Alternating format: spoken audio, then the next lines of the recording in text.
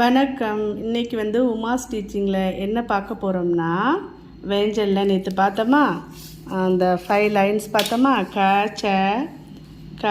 ச ட த ப ங ஞ ந ந ம ய ர ல வ பார்த்தோமா. அதுதான் அதோட நடுப்புற உள்ள அந்த லெட்டர்ஸையும் இப்போ பார்க்க போகிறோம் சேர்த்து ஒரு வாட்டி.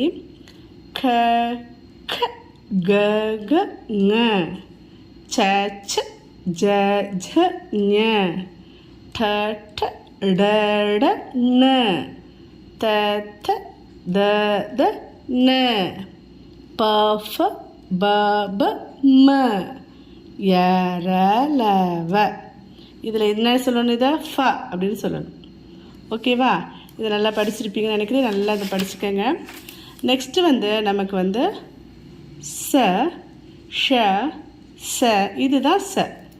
அது இது என்னது? ச. இதுதான் என்ன? ச. ச சரவணன், சத்யா, அதெல்லாம் நம்ம எழுதுறதுக்கு யூஸ் பண்ணுற ச இதுதான். இப்போது ஷ ஷ ஷ ஷ ச ஹ. இது என்னென்னா இக்ஷ இக்ஷ த்ர ஞ ஸ்ர.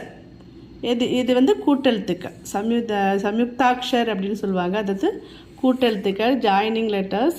இப்போ இக்கு ப்ளஸ் ஷ இக்ஷ இது. ஓகேவா? அது இக்கையும் ஷாவையும் சேர்த்து சொல்லுங்க. என்ன? க்ஷ க்ஷ. அப்புறம் இந்த த்ர எப்படி வருது? எதை ஜாயின் பண்ணி வருது?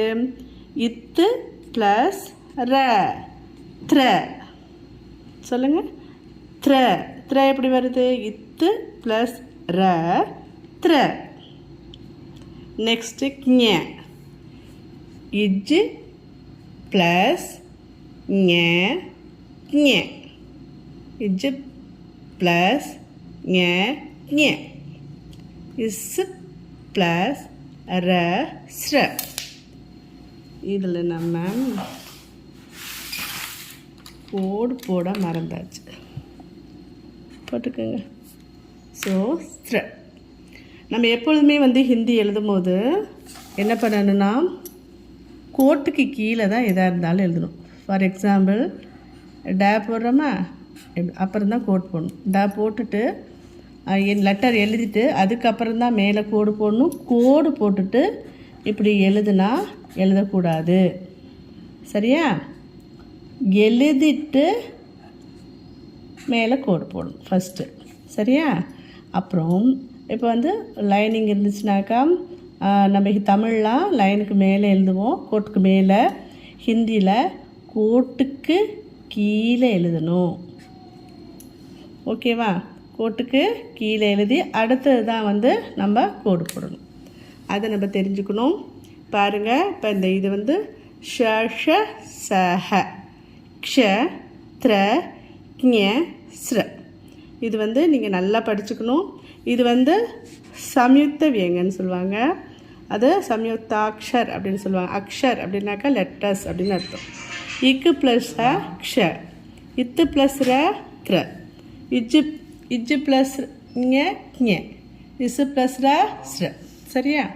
இதை நல்லா படிச்சுக்கோங்க. இதை தெளிவாக்கிக்கோங்க. இது ரொம்ப ஈஸி தான். நீங்கள் ஈஸியாக படிச்சிடலாம். ஏதாவது டவுட் இருந்தால் நீங்கள் கமெண்டில் கேட்கலாம். தேங்க்யூ, தன்யவாத். நாளைக்கு பார்க்கலாம்.